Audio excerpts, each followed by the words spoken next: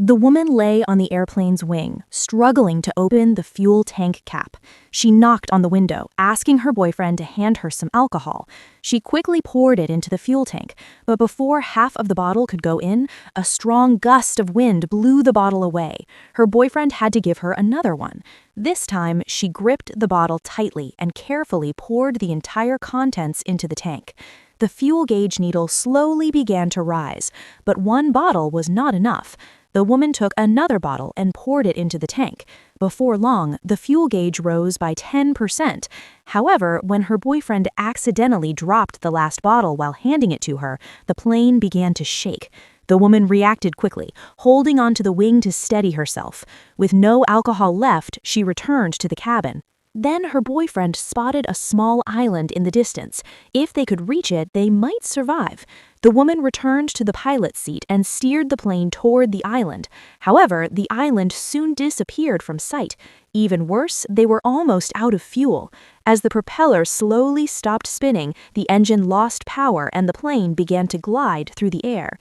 Just as the woman was about to lose hope, the man spotted the island again. They attempted an emergency landing.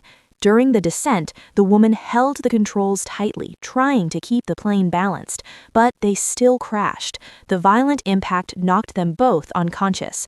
Water began flooding into the cabin, and the plane quickly sank beneath the surface of the sea.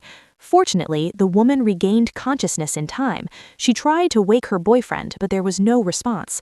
As the water filled the cabin, she dragged his body up to the surface. After a hard struggle, the man finally regained consciousness. Just when they thought they were safe, they realized the water was rising again. It turned out that the island was only a shallow sandbar that would gradually submerge when the tide came. Losing hope, the woman began to cry.